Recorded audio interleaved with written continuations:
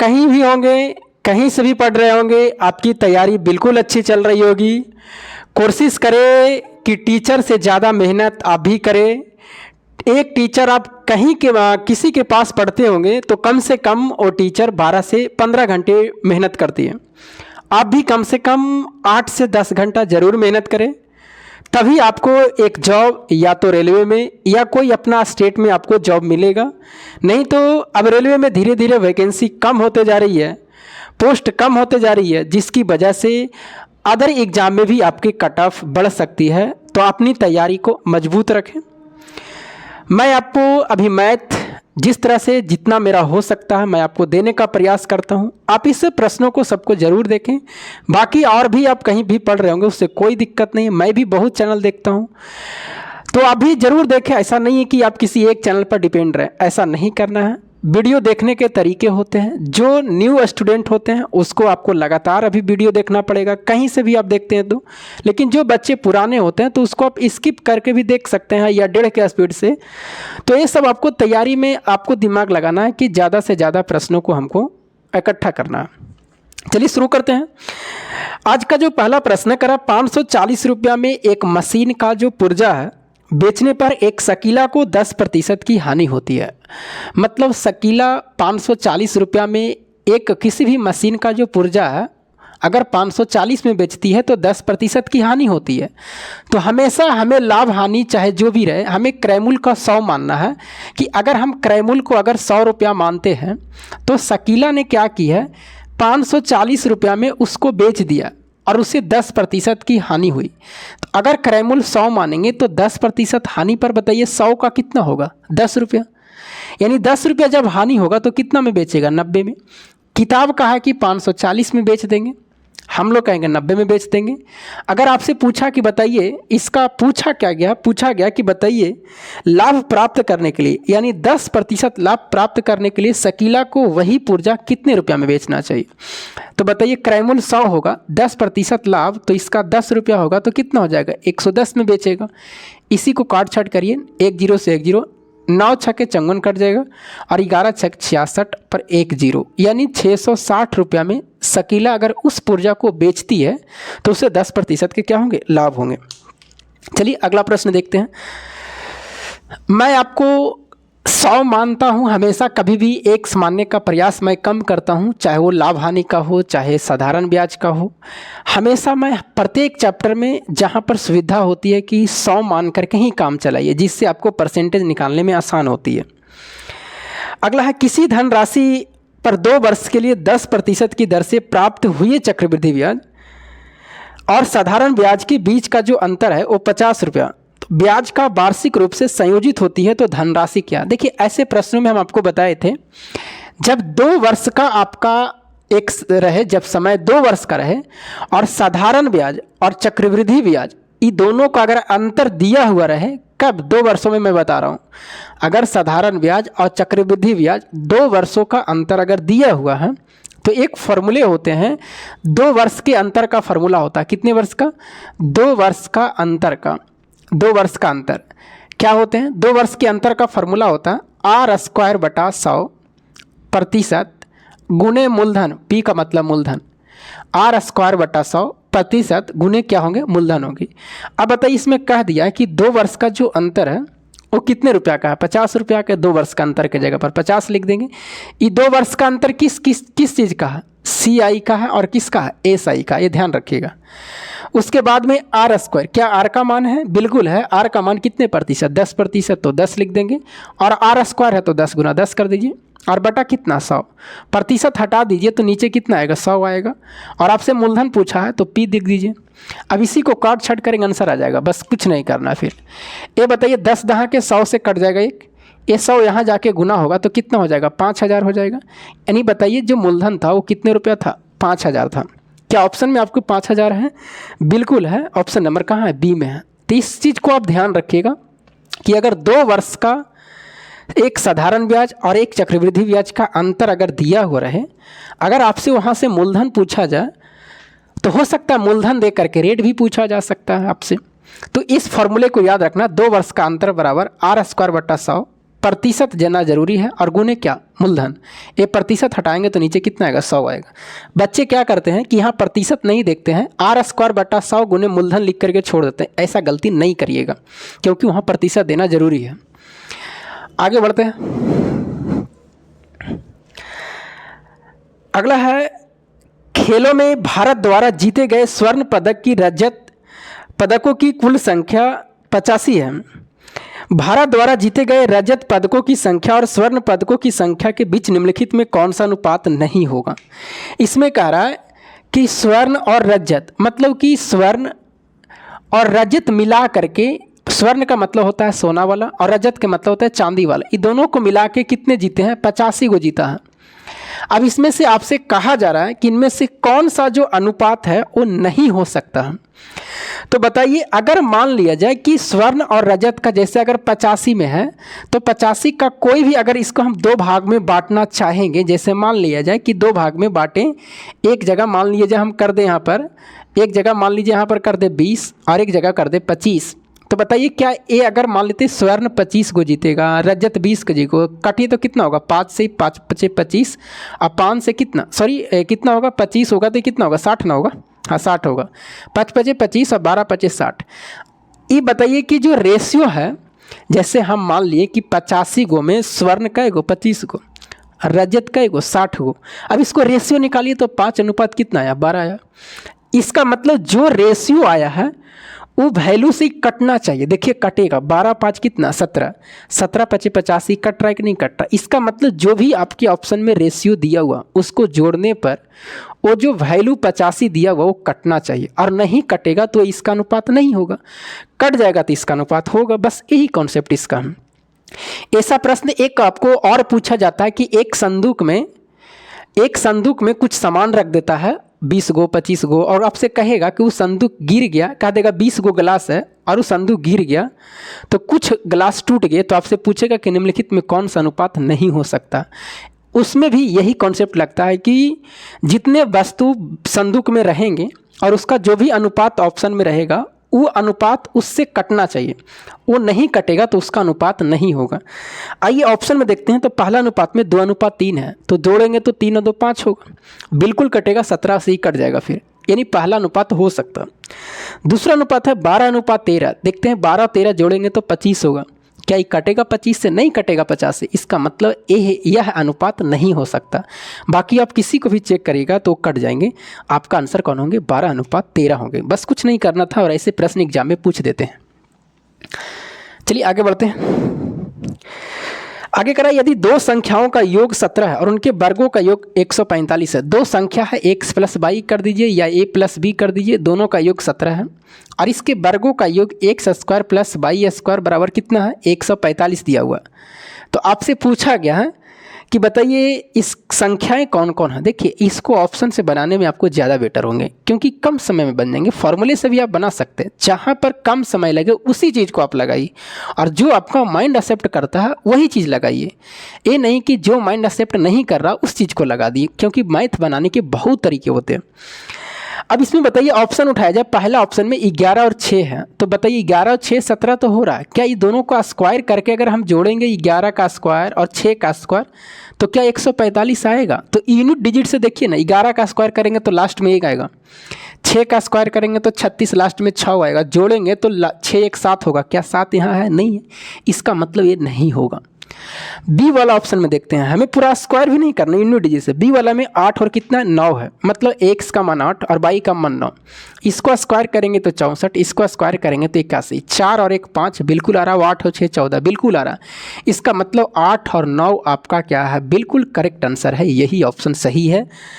तो बताइए ऑप्शन से कितना जल्दी बन गई। आप इसी चीज़ को फॉर्मूले पे बनाते तो थोड़ा सा लंबा जाता, थोड़ा सा क्या बहुत समय लग जाता। आपको क्या करना पड़ता है, आपको x + y का मान 17 दिया है, इसको आप क्या करते हैं स्क्वायर करते, तो आपको फिलहाल आंसर कौन होंगे 8 और 9 होंगे।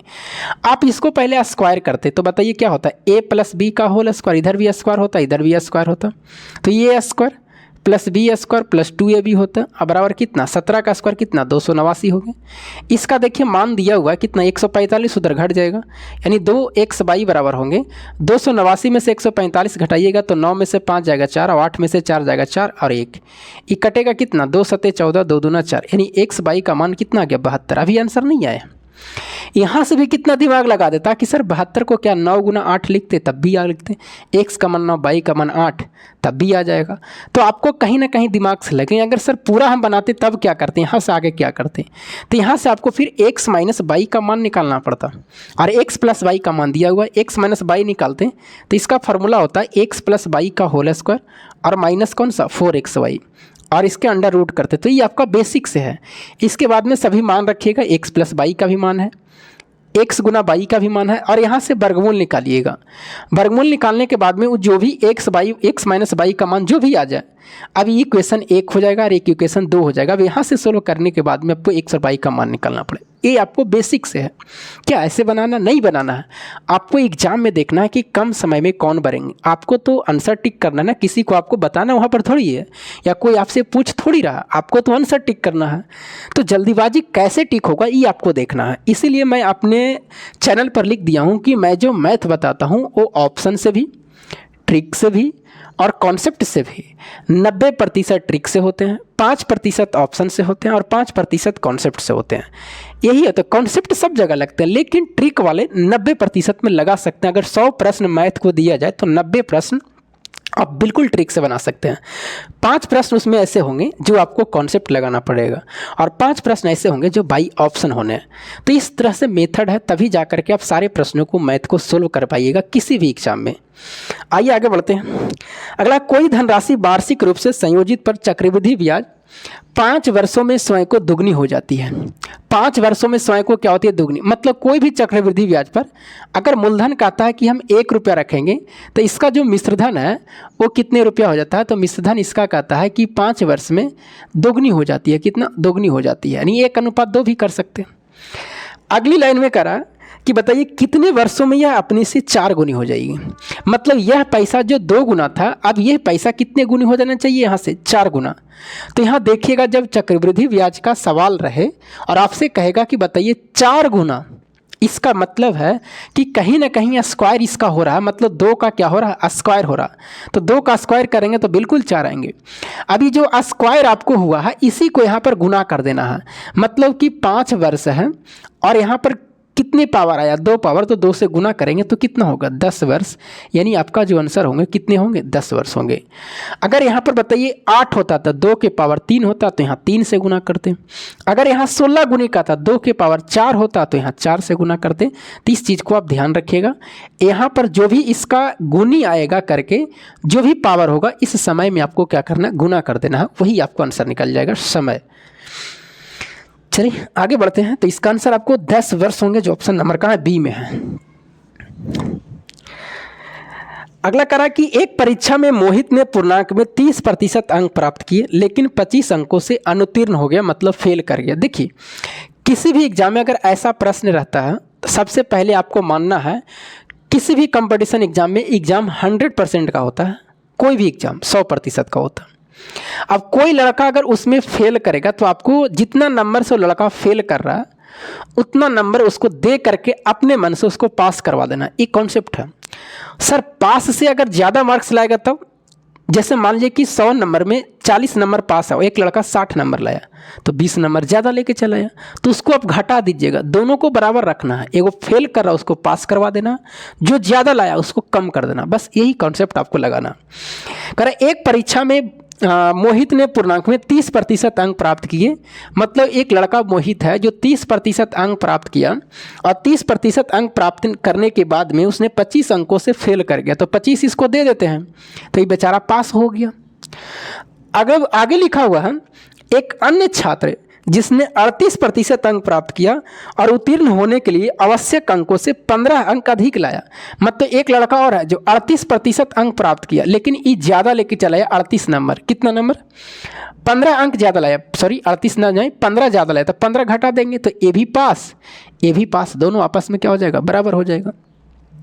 अब आपसे पूछा क्या है, पूछा लास्ट में बताइए उत्तीर्ण होने के लिए आवश्यक अंक प्रतिशत ज्ञात करिए। देखिए लास्ट में जो पूछेगा गौर करिएगा, उत्तीर्ण होने के लिए मतलब पास होने के लिए आवश्यक अंक का प्रतिशत पूछा गया, प्रतिशत में आंसर लाना है। तो बताइए ये 38%, ये 30%, उधर जाके घटेगा तो कितना प्रतिशत बचेगा, 8% बचेगा। ये इधर आके जोड़ देंगे तो 25 और 15 कितना हो जाएगा, 40 हो जाएगा, यही ना होगा, कितना होगा, 40 होगा। यहाँ से आप निकाल सकते हैं भी 8 25 40 काट सकते हैं, नहीं 1% बराबर कितना होगा, यहाँ 1 बचेगा ना, तो 1% बराबर कितना नंबर हो गया, 5 नंबर हो गया। इसी चीज़ को अब आपको सोचना है। अगर आपसे पूछा जाता है यहाँ से 3 प्रश्न पूछता, पहला प्रश्न क्या पूछता, यहाँ से आपको 3 प्रश्न पूछा जाता, मैं तीनों प्रश्न आपको बता देता हूँ। अगर आपसे पूछा जाता कि बताइए 1% बराबर 5 नंबर, तो बताइए कुल एग्जाम कितने नंबर का हुआ, कुल एग्जाम कितने नंबर का, तो कोई भी एग्जाम 100% को तो 100 गुने कितना करते 5, तो 100 पचे कितना 500 आंसर होता। ये आपसे नहीं पूछा। दूसरा पूछता कि बताइए प्रतिशत, यानी पास होने के लिए, पास होने के लिए, पास होने के लिए, पास होने के लिए कितना प्रतिशत चाहिए, कितना प्रतिशत चाहिए, प्रतिशत में पूछता। तो बताओ बाबू पास ए भी हो रहा है, पास ए भी हो रहा है, और यही प्रश्न आपसे पूछा। तो बताइए कहीं से निकालिए, यहाँ से निकालिए, यहाँ से निकालिए, दोनों से आंसर आए 30% और प्लस कितना 25। तो ये तो 30% ठीक है, क्या ही प्रतिशत में नहीं है। तो 1% बराबर 5 नंबर, 25 नंबर लाना, तो इधर 5 से गुना करेंगे तो इधर भी 5 से गुना कर देंगे, तो 25 इधर हो जाएगा और 25 बराबर कितना 5%। मतलब इस 25 के जगह पर हम कितना प्रतिशत लिख सकते हैं, 5%। बताइए कितना होगा, 35% आपका क्या होगा, आंसर हो गया। और तीसरा पूछता आपसे कि बताइए कितने नंबर में पास होता, नंबर सिर्फ, प्रतिशत में नहीं पूछ रहा, कितने नंबर में वह लड़का क्या करेगा, पास करेगा, नंबर पूछा जा रहा, प्रतिशत नहीं। तो फिर कहीं यहाँ से उठाइए, यहाँ से बात एक ही चीज़ है। बताइए 30 प्लस कितना है 5, 25% है, सॉरी 30% प्लस 25 है, 30% प्लस कितना 25 है। तो प्रतिशत को आपको हटा देना, नंबर को रह दीजिए, 25 को रह दीजिए, अभी 25 को रह देना आपको, तो 25 को रह दीजिएगा, दिखाई नहीं दे रहा हो तो इधर लिख देते हैं। तो 25 को आपको रह देना और प्लस 30%, तो 30% लाने के लिए इधर 30 से गुना, तो उधर भी 30 से, तो 30 पचे 150 हो जाएगा, और 150 में 25 जोड़िएगा तो कितना होगा, 175 होगा। यानी पास होने के लिए नंबर पूछता तो 175, प्रतिशत में पूछता तो 35%, टोटल अंक पूछता एग्जाम के तो कितना 500। ये 3 प्रकार के आपसे पूछे जाते हैं, मैंने तीनों आपको क्या किया, क्लियर किया है। इससे आपको ज़्यादा फिर कुछ नहीं पूछेगा। आगे बढ़ते हैं। एक परीक्षा में 35% छात्र एक विषय में और 42% छात्र दूसरे विषय में फेल हुए। इनमें से 30% दोनों विषय में फेल हुए। ऐसे प्रश्नों को आपको टोटल पहले पढ़ लेना, उसके बाद में देखना। यदि छात्रों की कुल संख्या 2500 है तो केवल एक विषय में कितने छात्र पास हुए। लास्ट में आपसे पास से पूछा जा रहा है, इसका मतलब जो भी डायग्राम आप बनाइएगा उसमें पास की चर्चा होनी चाहिए, तभी आंसर आप निकाल सकते हैं। और एक चीज़ ध्यान में रखिएगा, इसको वेन डायग्राम से बनाते हैं, और इसमें देखिए वेन डायग्राम, इसमें 2 विषय, एक पहला विषय और एक दूसरा विषय है। और यहाँ पर जो भी चीज़ लिखाएगा दोनों में, अगर दोनों में फेल लिखिएगा तो ये फेल का डायग्राम होगा, अगर ये दोनों में पास लिखिएगा तो ये पास का डायग्राम होगा। इस बात को आप ध्यान रखिएगा। तो हमें लास्ट में पूछा पास, तो हमें इस डायग्राम को हमें पास बनाना है, तब बढ़िया होगा, फेल बनाने से कोई फ़ायदा नहीं है। अगर फेल से प्रश्न लास्ट में पूछता तो हमें फेल से ही निकालते। सर कहिएगा प्रश्न में तो दोनों में फेल दिया हुआ है, तो फेल दिया हो तो हम लोग पास से सोचेंगे। अगर बाबू कोई भी एग्जाम 100% में जिसमें 30 फेल कर गया तो पास कितना हुआ होगा, 70। तो इस चीज़ से सोच सकते हैं ना आप, क्योंकि कोई भी एग्जाम 100% का होता है। एक परीक्षा में 35% छात्र एक विषय में और 42% छात्र दूसरे विषय में फेल हुए। अब हमको पास से सोचना है, तो बताइए पास कितना होगा, तो पास के लिए चिन्ह लगाते हैं। तो 35% छात्र एक विषय में, तो मतलब पास हुआ होगा, 65% पास कर गया। दूसरे विषय में कहता है 42%, इसका मतलब 58% यहाँ भी पास किया होगा, यहाँ भी पास कर दिए। और लास्ट में लिखा कि 30% दोनों विषय में फेल हुआ, तो 70% पास हुआ होगा। अब आप बताइए कि ये जो डायग्राम बना है यहाँ पास है, तो यहाँ भी पास कहा। अब आपसे लास्ट में भी पास पूछा तो यहाँ से बन जाएगा, फिर कोई प्रॉब्लम नहीं होगा। अब बताओ 65 में से 70 जाएगा तो कितना बचेगा, 5%। 58 में से 70 जाएगा तो कितना बचेगा, ये 70 में से 58 तो कितना 12%। अब आपको पूछा कि बताइए किताब लास्ट में कहा गया कि टोटल 2500 छात्र था, हम लोग कितना मानेंगे 100 छात्र। पूछा गया कि एक ही विषय में कितने छात्र पास हुए, तो एक ही विषय का डाटा ई वाला होता है, जो 5% है सिर्फ इस विषय का और 12% सिर्फ इस विषय का, तो इसी को कहते हैं केवल एक विषय। तो 12 और 5 कितना हो गया 17। हाँ, अगर ये पूछ देता कि बताइए पहले विषय में केवल कितने, तो पहले विषय में सिर्फ 5 से गुना, लेकिन दोनों इसमें कुछ नहीं कहा पहला दूसरा, सिर्फ केवल एक विषय पूछा, तो इसका भी और इसका भी, तो 12 और 5 कितना होगा 17। ये 2 जीरो से 2 जीरो कट जाएगा, 17 पचे 85 और 17 दूनी 34 और 8 कितना 42, यानी 425 छात्र ऐसे हैं जो केवल एक विषय में क्या हुए हैं, पास हुए हैं, जो ऑप्शन नंबर कहाँ ए में है। बहुत ही अच्छा प्रश्न था ये, और इस चीज़ को वही बच्चे समझेंगे जो बच्चे परसेंटेज अच्छे तरीके से पढ़े होंगे इस चीज़ के बारे में। नहीं तो इस कितना तो डायग्राम भी नहीं समझ में आएंगे कि सर क्या बता रहे हैं, तो इसका मतलब फिर आपका बेसिक से पढ़ा नहीं हुआ, तो आपको पढ़ना पड़ेगा, इसमें बहुत सारा चर्चा है। अगर है लघुत्तम समवर्तक तो निकाल लीजिएगा। जब आपको अंश बटा हर करके एलसीएम और एचसीएफ पूछा जाए, तो अगर एलसीएम पूछेगा तो अंश का एलसीएम, हर का एचसीएफ। अगर आपको एचसीएफ पूछा जाता तो अंश का एचसीएफ और हर का एलसीएम। जो चीज़ आपसे पूछा जाता, जैसे आपसे भिन्न वाले दे करके, फ्रैक्शन वाले दे करके आपसे एलसीएम पूछेगा तो अंश का एलसीएम निकालना है। अगर भिन्न वाले दे करके आपसे एचसीएफ पूछे तो अंश का आपको एचसीएफ निकालना है। जो चीज़ पूछेगा उसी चीज़ को अंश का वही निकालना है। आगे बढ़े, ये तो बन जाएंगे। अगला है, एक कक्षा में 20% छात्र 10 वर्ष से कम आयु की। बहुत ही अच्छा प्रश्न है। कह रहा है एक कक्षा में 20% छात्र 10 वर्ष से कम आयु के हैं, मतलब 20% जो छात्र हैं वो 10 वर्ष से कम आयु के हैं, 10 वर्ष से कम आयु के हैं। उसके बाद में कहा गया है 10 वर्ष से अधिक आयु वाले छात्रों की संख्या 10 वर्ष की आयु वाले छात्रों की संख्या की 1/3 है। 10 वर्ष से अधिक आयु वाले, आगे कहा गया है कि 10 वर्ष से अधिक, 10 वर्ष से अधिक मतलब प्लस कर देते हैं, और 10 वर्ष की आयु, ये 10 वर्ष से न कम है न ज़्यादा है, सिर्फ 10 वर्ष का है। कितने तिहाई है, 1/3 है। फिर से प्रश्न को अच्छे से पढ़ लीजिए। कहा 10 वर्ष से अधिक आयु वाले छात्रों की संख्या 10 वर्ष की आयु वाले छात्रों की संख्या की 1/3 है, मतलब ये 1 होगा तो इसका 1/3, मतलब कहने का मतलब ये 1 है तो ये कितना है 3 होगा, सीधा सीधी। उसके बाद में क्या कहा, यदि 10 वर्ष की आयु वाले छात्र 24 है तो कक्षा में कुल कितने छात्र हैं, मतलब यहाँ का दिया हुआ कि यहाँ का टोटल छात्र कितने 24 है। तो आप ही जरा बताइए कि यहाँ का 24 है तो 3 या ठीक कितना 24, मतलब 8 से गुना किया गया, तो यहाँ भी 8 से करेंगे तो यहाँ वाला कितने छात्र आएंगे, 8 छात्र आएंगे। अब बताओ बाबू, जरा दिमाग लगाओ कि 10 वर्ष का और 10 वर्ष अधिक का टोटल कितने छात्र हो गए, 24 8 32 छात्र हो गया। इसका मतलब हो गया कि ये जो 32 छात्र आए और आपसे पूछा जा रहा है कि बताइए, आपसे पूछा गया है कि बताइए, लास्ट में पूछा गया है कि टोटल छात्रों की कुल संख्या कितना, ये आपसे पूछा गया, टोटल छात्रों की संख्या पूछा है। तो ये 24 और 8 32 है, तो इसका मतलब ये 32 का तुलना कितना से करेंगे, 80 से करेंगे। सर 80 कहाँ से लाएं, अब इसी चीज़ को आपको दिमाग लगाना है, कहाँ से 80 लाएं। तो बताइए बाबू, टोटल कोई भी छात्र 100% होंगे जिसमें से 20% 10 वर्ष से कम है। इसका मतलब है कि 80% छात्र या तो 10 वर्ष के होंगे या तो 10 वर्ष से अधिक का होंगे। देखिए कहाँ से दिमाग लगाया गया था, यहाँ से आपको सोचना। इसका मतलब 24 8 32 का तुलना 80 से हम कर सकते हैं। उसके बाद में आपसे पूछा गया कि टोटल छात्र, तो टोटल छात्र 100 से गुना करिए। 1 0 से 1 0, 8 चौके कितना होंगे 32 और 10 चौके कितना होंगे 40, यानी टोटल छात्र की संख्या कितना थे 40 थे, जो ऑप्शन नंबर का डी में। बहुत ही अच्छे प्रश्न थे। ऐसे प्रश्नों में जब तक आप नहीं सोचिएगा, माइंड नहीं लगाइएगा, तब तक आपसे नहीं बनेंगे, नहीं तो आपको बोरिंग लगेगा कि क्या लगेगा, कौन सा प्रश्न ये पूछ दिया।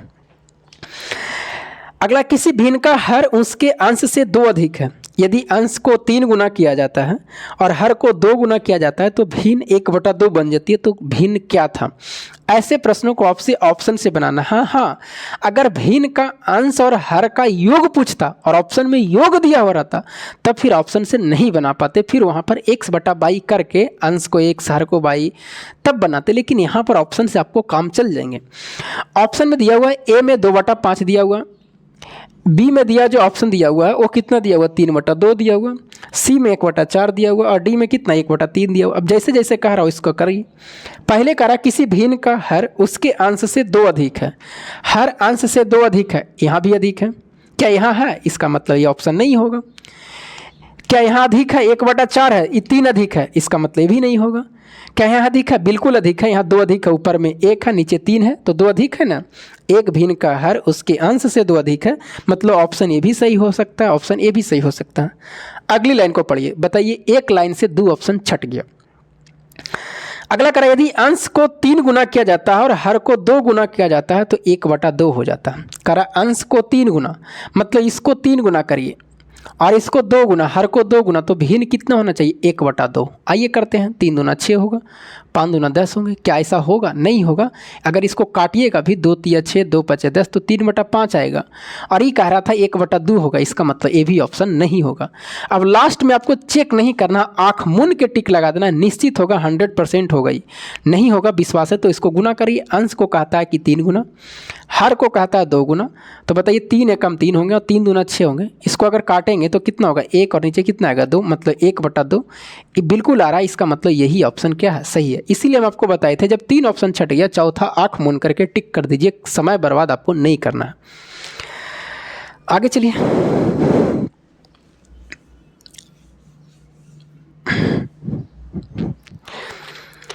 सुखदेव और बलदेव ने दादा को 2125 रुपये की राशि को उनके बीच में 20:23 के अनुपात में विभाजित किया गया। उन दोनों में से प्रत्येक ने अपने अपने हिस्सों में 100 रुपया का दान किया। उनकी संबंधित राशियों का नया अनुपात क्या है, आपसे पूछा गया। ये प्रश्न बन जाएंगे। कैसे बनेगा? जो आपका पैसा दिया हुआ है 2150 रुपया, कितना टोटल है? 2150 रुपया है। और बांटना कितना में है? तो बांटना, जो पैसा बांटना है वो 20:23 में बांटना है, 20:23 में। तो हम लोग बताइए 23 और 20 टोटल पैसा कितना होगा? 43 होगा। अगर पहला को निकालेंगे तो 20 से गुना, दूसरा को निकालेंगे कितना से? 3 से गुना। और इस शायद 5 बार में आपसे कट जाएंगे, यानी 50 से कट जाएगा। पहला व्यक्ति का 5 दूना 10 पर कितने जीरो? 2 जीरो, मतलब 1000। और दूसरे के 23 पचे 15 से, यानी 1150 रुपया। अब कहता है दोनों में से 100 रुपया घटा दीजिए, मतलब यहाँ से भी 100 रुपया घटा दीजिए तो कितना बचेगा? 900। और यहाँ से भी 100 रुपया घटा दीजिए तो कितना बचेगा आपको? 1050 बचेगा। यही दोनों का अनुपात पूछा, 900 और 1050। मतलब जब 100 रुपया दान दे देंगे तब अनुपात क्या होगा? इसको आप काट दीजिए, 1 जीरो से 1 जीरो कटेगा। क्या कटेगा? और 3 से काटिए, 3 से कितना बार में? 30 तिया 90। और यहाँ कटेगा 3 तिया 9 और 3 पचे कितना? 15। अब नहीं कटेगा तो यही आंसर होंगे। 30 अनुपात कितना होंगे? 35 होंगे। ऑप्शन में होंगे आपको 30:35 नहीं है। कराए सुखदेव 2150 रुपये की राशि उनको बीच में 20:23 के अनुपात में विभाजित किया गया। उन दोनों में से प्रत्येक ने अपने अपने हिस्से में से 100 रुपया का दान किया, तो उनकी संबंधित राशियों का नया अनुपात क्या है? कहाँ पर गलती की है? कहीं पूरा और कुछ कट रहा? अच्छा, और कट रहा है, गलती नहीं की है, और कट रहा। 5 छक 30 और 5 सते कितना? 35। 6 अनुपात कितना होंगे? 7 होंगे, जो ऑप्शन नंबर का ए में है। आगे बढ़े, कहीं भी गलती नहीं किए थे। आंसर जब नहीं मिला तो देखिए क्या कहीं गलती हुआ, तो गलती नहीं थी, इसको और काटे नहीं थे। अगर काटते तो डायरेक्ट हमें मिल जाता वो चीज़, क्योंकि यहाँ अब देखने वाला कोई नहीं ना कि सर कहाँ पर गलती कर रहे हैं, क्या कर रहे हैं। कमेंट तो भी कुछ ऐसा लाइव तो है नहीं, ये चीज़ें लाइव रहता तब भी वहाँ कमेंट आता है कि सर और काटिए, कट रहा है। चलिए कोई बात नहीं, फिर से देख लेते हैं हम लोग। आगे कह रहा है, वह छोटी से छोटी पूर्णांक संख्या ज्ञात कीजिए जिससे इसके अनुपात 5:6 के दोनों संख्याओं से घटाने पर प्राप्त अनुपात 17:22 से कम होता है। बहुत ही अच्छा प्रश्न है। कह रहा है, वह छोटी से छोटी पूर्णांक संख्या ज्ञात करिए जिसके इसके अनुपात 5:6, मतलब अनुपात कितना? 5:6 है। इसमें से घटाने पर, मतलब 5 में से अगर आप x घटाते हैं, 6 में से अगर x घटाते हैं, दोनों में बराबर घटाना है, तो संख्या घटाने पर प्राप्त अनुपात 17:22 से कम होता है। मतलब 17:22 से कम का मतलब बराबर नहीं कहा, 17:22 से कम होता है, मतलब ये ज़्यादा है, ये कहने का मतलब। अब यहाँ से सोल्व करिएगा, आपको x का मान निकालना। लेकिन ऐसे प्रश्नों में आपको क्या करना है, इस विधि से भी बनाइएगा तब भी आंसर आएगा, लेकिन समय लगेगा। बताइए पहला रेशियो कितना था? 5:6 था। दूसरा रेशियो कितना था? 17:22 था। अब इसको अंतर सेम करिए। क्या यहाँ का अंतर सेम है? नहीं है, यहाँ का अंतर 12 का, यहाँ का अंतर 6 का। जब अंतर सेम नहीं रहे तो अंतर करिए। यहाँ का अंतर कितने का? 1 का। यहाँ का अंतर कितने का? 5 का।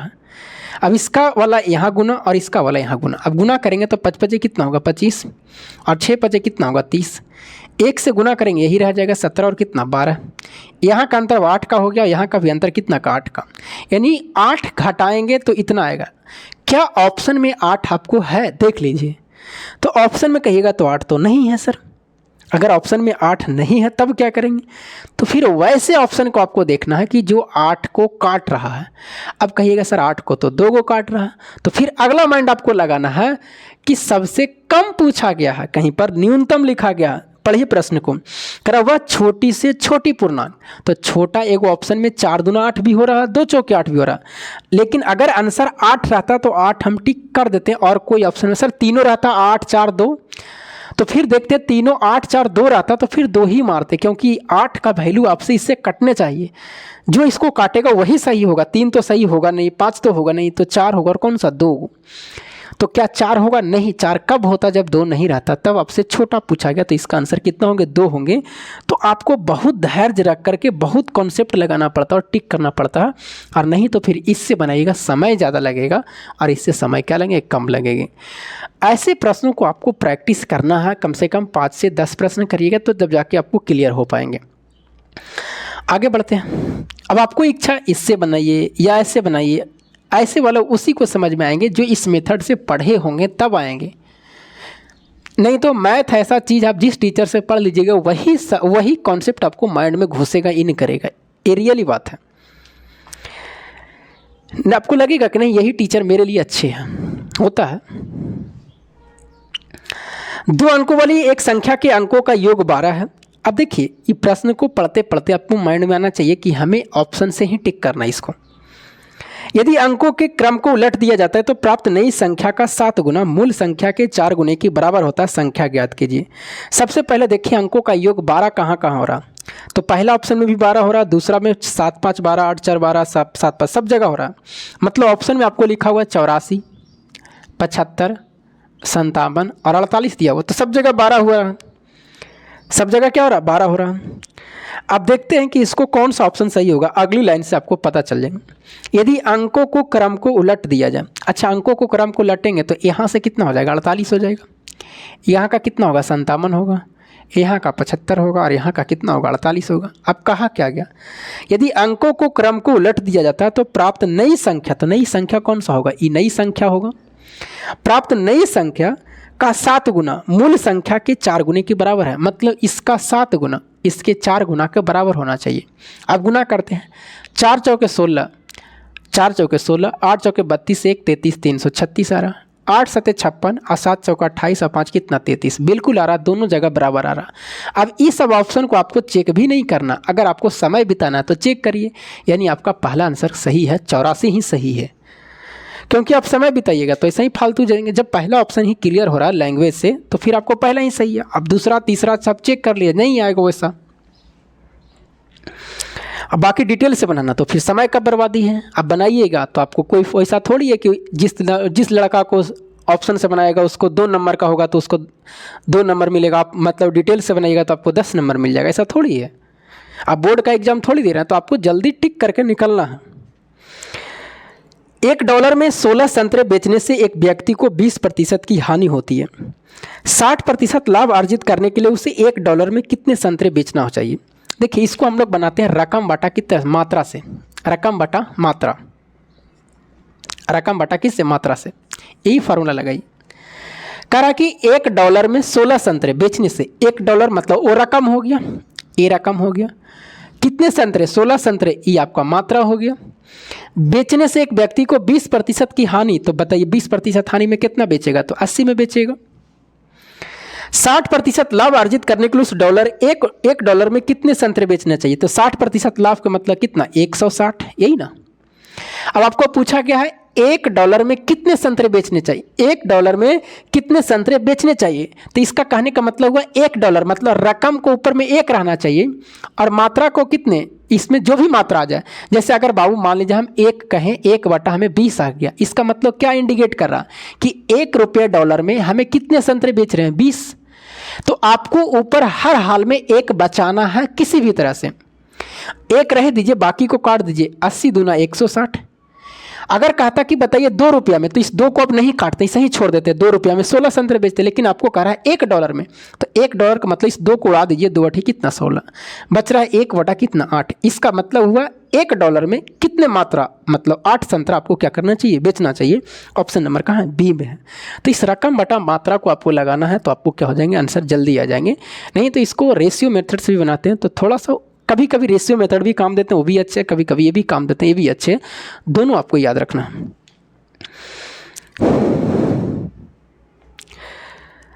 आगे बन जाएंगे। आगे करा किसी धनात्मक संख्या में से 3 घटाने पर वह अपने व्युत्क्रम के 28 गुने के बराबर हो जाती है, तो वह संख्या ज्ञात करिए कि बताइए वह संख्या कौन सा है, आपसे पूछा गया। इसको भी आप बताइए, कोई डिटेल से बनाएगा तो बेवकूफ़ी हो गई, आपको ऑप्शन से बहुत जल्दी ठीक हो जाएंगे। करा किसी धनात्मक संख्या में 3 घटाने पर कोई भी संख्या, जैसे जैसे करा किसी धनात्मक संख्या में 3 घटाने पर वह अपने व्युत्क्रम के 28 गुने के बराबर होता है। वह अपने व्युत्क्रम के मतलब 1 बटा संख्या के कितने गुने के बराबर होते हैं, 3 गुने के बराबर होते हैं। व्युत्क्रम के 28 गुने के क्या होते हैं, बराबर होते हैं। तो बताइए वह संख्या क्या है। अब ऑप्शन में जैसे ही हमको नजर आया 5, 8, 6, 7, तो हमें लगा कि 7 ही होगा, क्योंकि 7 में से अगर 3 घटाएंगे तो 4 आएगा। और बताइए 1 बटा 7 लिखेंगे और गुना 28 करेंगे तो 7 चौके 28, इधर भी 4 आ गया और इधर भी कितना आ जाएगा, 4 आ जाएगा। इसका मतलब 7 वाला ऑप्शन क्या है, बिल्कुल सही है। चलिए फिर मिलेंगे, और अगले वाले जो प्रश्न है, आगे जो प्रश्न दिया हुआ वो आपसे बन जाएंगे। करा कि एक वस्तु को 50 रुपया की कमी कर देने पर 5% की लाभ होता है, 5% की हानि में बदला जाता है, तो वस्तु का प्रारंभिक विक्रय मूल्य क्या है, बन जाएंगे। ज़्यादा कोई खास सवाल ये नहीं है। तो जो भी 25 सवाल होते हैं, मैक्सिमम सवाल आपको कम से कम 19-20 सवाल ऐसे होते हैं जो आपसे नहीं बनने, थोड़ा सा मुश्किल होते हैं। वैसे प्रश्नों को मैं आपको बता देता हूँ। मतलब अगर 20 प्रश्न बता रहा हूँ, इसका मतलब है कि वो 25 प्रश्न के बराबर हो रहे हैं, क्योंकि आगे जो भी प्रश्न होते हैं वो थोड़ा सा आसान होते हैं, वो बन जाएंगे आपसे। और कम से कम देखिए, हमें वीडियो बनाने में ये बहुत समय लग जाता है। मतलब कि अगर हम ज़्यादा प्रश्नों को और लेके आएंगे तो ज़्यादा वीडियो लंबा हो जाएंगे, 55 मिनट, 60 मिनट का, 50 मिनट का। तो वीडियो क्या होती है, लंबे होने पर लेट डाउनलोड का, उसको लोड करने भी प्रॉब्लम, बहुत सारे MB लगते हैं, तो इस तरह से समस्याएं होती है। तो थोड़ा सा वीडियो छोटा भी हो सकता है, कम प्रश्न भी हो सकते हैं। जितनी सुविधा है मैं उतना देने का प्रयास कर रहा हूँ। अब बाकी आपका सपोर्ट रहा तो मैं धीरे धीरे आगे बढ़ता जा रहा हूँ। आपका सपोर्ट हमेशा साथ रहेगा, तो मैं ज़रूर है, यकीन है, एक दिन न एक दिन इवाइट की जगह पर डिजिटल ज़रूर आएगा। आपका सहयोग बस चाहिए। फिर मिलेंगे आपको अगली वीडियो में, तब तक के लिए जय हिंद।